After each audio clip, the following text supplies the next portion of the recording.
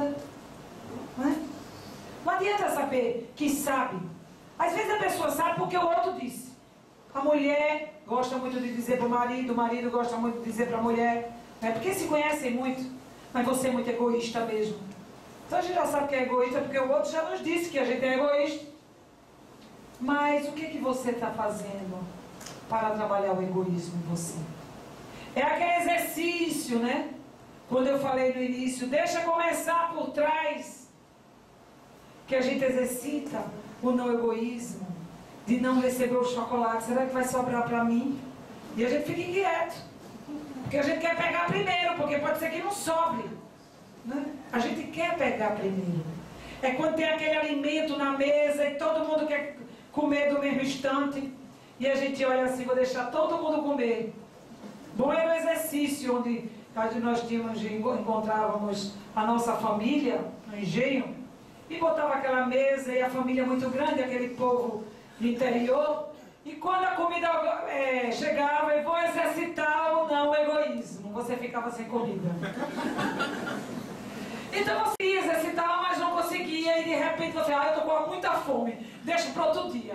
Outro dia, quando tiver pouquinha gente, a gente faz isso, quando tiver muita comida. Então, gente, são essas pequenas coisas do dia a dia que a gente vai exercitando na nossa vida e nem se dá conta disso. Aquilo que não está consciente em nós, não conseguiremos reparar ou modificar. Porque a gente diz, eu sou egoísta, mas não está no consciente. A gente está repetindo só porque o outro disse, porque o outro, você precisa melhorar, fulano, você precisa mudar. Eu sei que eu sou egoísta mesmo. Mas o que você está fazendo? Você está trabalhando, você está buscando esse autoconhecimento. De fato, você fez análise. Em que ponto da sua vida você está sendo egoísta? Em que momento será? Aí a pessoa é só egoísta. Daqui a pouco a gente pega a carona com a pessoa, aí a pessoa não para. Passa uma pessoa para atravessar a rua, a pessoa não para. Não é? Passa uma pessoa numa festa, a pessoa discute. Eu sou egoísta. Mas não é saber que é egoísta. É trabalhar o egoísmo. Não é saber da boca para fora, é saber no mundo íntimo, porque quando a gente sabe no mundo íntimo, a gente se trabalha, porque a gente fica com vergonha de nós.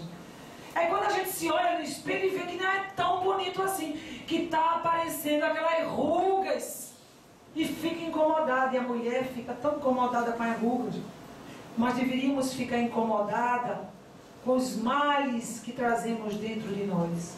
Então a prevenção é a que Jesus nos ensinou, não tem outra.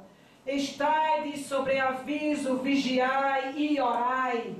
O tratamento teve início com Jesus. Afluía também muita gente das cidades vizinhas a Jerusalém, trazendo doentes, atormentados de espíritos impuros, e eram todos curados.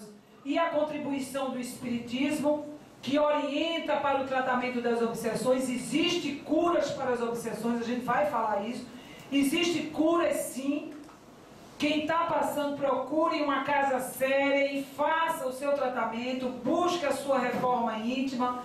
Tem que ser um processo de libertação, tanto para o obsessor quanto para a vítima, ambos que estão doentes, não é só o desencarnado, é também o encarnado que precisa sair da faixa em que se encontra. O método é um método de convencimento, de esclarecimento para ambos. Por isso a necessidade das pessoas irem à casa espírita, escutarem as palestras. À medida que a gente está ouvindo aquela palestra, os espíritos amigos estão realizando curas espirituais. Estão retirando espíritos que muitas vezes estão lá entrelaçados em nós. Um trabalho dessa natureza, por exemplo, a equipe espiritual vem e realiza tratamentos desobsessivos, com toda certeza. Trata os espíritos que estão conosco, e às vezes a gente não se dá conta disso. Então a ida à casa espírita vai levar o esclarecimento ao encarnado e também ao desencarnado. Então a principal condição é o paciente. Ele é que promove a sua cura. É a vontade. Precisamos ter vontade firmes. É atributo essencial do Espírito. A vontade impõe a disciplina íntima em todos nós. Então é a mudança dos nossos pensamentos. tirar a raiva, o ciúme, a mágoa. Então a mudança dos pensamentos que eu já falei, substituir por pensamentos bons. A evangelização, que também eu já falei, a participação do paciente aos trabalhos de atendimento público, que são as palestras doutrinárias. Ouvir atentamente a palestra doutrinária não é tomar passe, gente. Porque tem gente que acredita que tomar passe vai resolver o seu problema. Não resolve. Não resolve. A pessoa fica, nem presta atenção à palestra pública, mas no final quer tomar o passe. Não vai resolver. Às vezes o tratamento está sucedendo justamente ali naquela palestra pública. Já tive a ocasião de ver uma pessoa que estava completamente distraída, entrou para tomar o passe e a espiritualidade disse, vai sair com o obsessor. E eu sabia. E saiu. Para aprender. Para aprender. O passe é um auxílio apenas. O passe, de fato, vai desvencilhar aquele fluido negativo que está encharcado o paciente. Mas nós temos que promover a transformação. Os espíritos nos ajudam, mas eles aguardam por nós. Faz a tua parte, que o céu te ajudará. Com toda certeza precisamos. Porque o objetivo da obsessão é a modificação nossa.